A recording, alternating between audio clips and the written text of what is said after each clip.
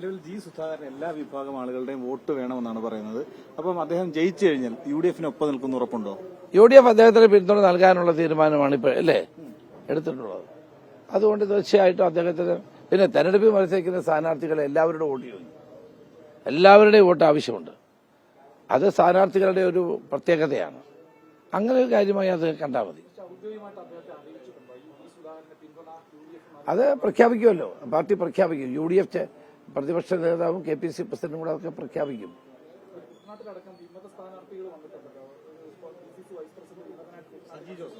കുട്ടനാട്ടിൽ UDF വൻ ഭൂരിപക്ഷത്തിൽ ജയിക്കാൻ പോവാണ്.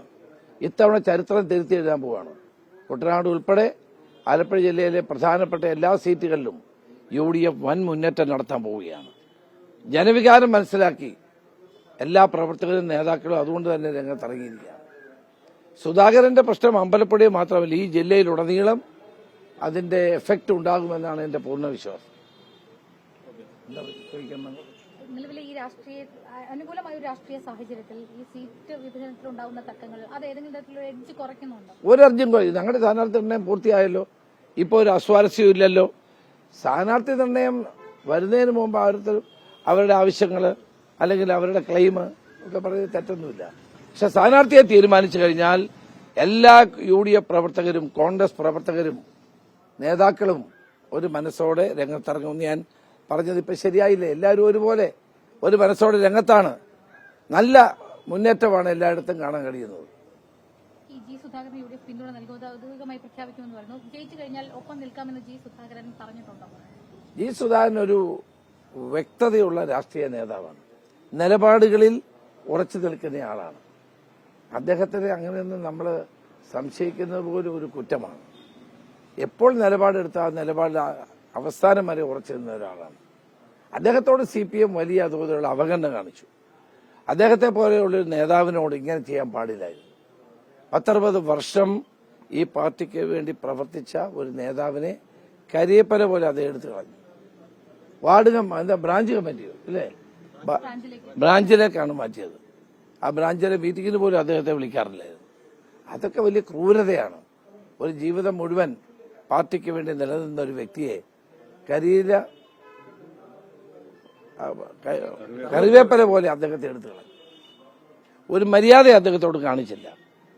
ആ കറിവേപ്പല പോലെ അദ്ദേഹത്തിനെ എടുത്തു കളഞ്ഞപ്പോൾ അത് പാർട്ടി പ്രവർത്തകർക്കും ജനങ്ങൾക്കും അത് ബോധ്യപ്പെട്ട കാര്യമല്ല.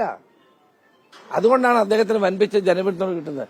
അമ്പലപ്പുഴയിൽ അദ്ദേഹം വൻ ഭൂരിപക്ഷത്തോടെ ജയിക്കാൻ പോവുകയാണ്. ഇന്ന് മുഖ്യമന്ത്രി പറഞ്ഞൊരു കാര്യം, ജി സുധാകരനെ നിരവധി തവണ ഫോൺ വിളിച്ചിരുന്നു, പക്ഷേ അദ്ദേഹം ആ ഫോൺ എടുത്തില്ല. പിന്നീട് ജില്ലാ സെക്രട്ടറി സംസാരിക്കാൻ വേണ്ടി മുഖ്യമന്ത്രിയുടെ ഫോൺ നൽകിയപ്പോൾ അത് ജി സുധാകരൻ വാങ്ങാൻ തയ്യാറായില്ല എന്നുള്ളതുമാണ്. എന്തിനാണ് വാങ്ങേണ്ടത്?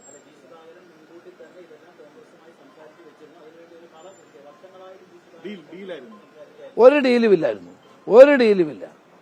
അദ്ദേഹത്തോട് കാണിച്ച അനീതി പ്രവർത്തകർക്കെല്ലാം അറിയാവുന്ന കാര്യമാണ്.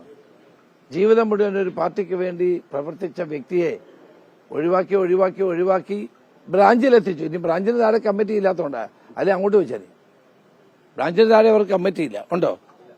അത് അല്ലെങ്കിൽ അതിലോട്ട് വെച്ചാൽ അതൊക്കെ വലിയ ക്രൂരതയല്ലേ? എത്ര പേർക്ക് സീറ്റ് കൊടുത്തു? 75 കഴിഞ്ഞ് എത്ര പേർക്ക് സീറ്റ് കൊടുത്തു? എത്ര പേരെ പരിഗണിച്ചവര്? മുഖ്യമന്ത്രിക്ക് ഇതൊന്നും ബാധകമല്ലല്ലോ. അപ്പോൾ തീരുമാനം എടുക്കുമ്പോൾ എല്ലാവർക്കും ഒരുപോലെ കാണണം. അപമാനിച്ച് അദ്ദേഹത്തിന്റെ ക്ഷമയുടെ നെല്ലിപ്പടിക കണ്ടപ്പോഴാണ് അദ്ദേഹം പ്രതികരിക്കാൻ വന്നത്. നേരത്തെ ഒരു ഡീലുമില്ല, ഞങ്ങളുമായിട്ടൊന്നും ഒരു ഡീലുമില്ല. നേരത്തെ ജി സുധാകരനുമായി ഈ പിന്തുണ നൽകുന്നതുമായി ബന്ധപ്പെട്ടുള്ള കാര്യങ്ങൾ സംസാരിച്ചിരുന്നു. പുറത്തു വരുന്ന വിവരങ്ങൾ അനുസരിച്ച് അല്ലെങ്കിൽ ആരോപണങ്ങൾ അനുസരിച്ച് UDF-മായി നേരത്തെ തന്നെ ഇക്കാര്യങ്ങൾ ഒരു കാര്യവും സംസാരിച്ചിട്ടില്ല. നേരത്തെ ഞങ്ങളാരുമായിട്ട് ചർച്ച നടത്തിയിട്ടില്ല. ഞാൻ അദ്ദേഹത്തെ ഏറ്റവും അവസാനം കണ്ടത് പരുമല ആശുപത്രിയിൽ അദ്ദേഹം കാലിന്റെ പൊട്ടലുണ്ടായി കിടക്കുന്ന സന്ദർഭം. അതിനുശേഷം ഞാൻ കണ്ടിട്ടേ ഇല്ല. അല്ല, അതിപ്പോ വരുമല്ലോ. ഇനിയുള്ള പാർട്ടി UDF-ഉം പ്രഖ്യാപിക്കും ആരെയെല്ലാം പിന്തുണയ്ക്കുന്നു എന്നുള്ള കാര്യം.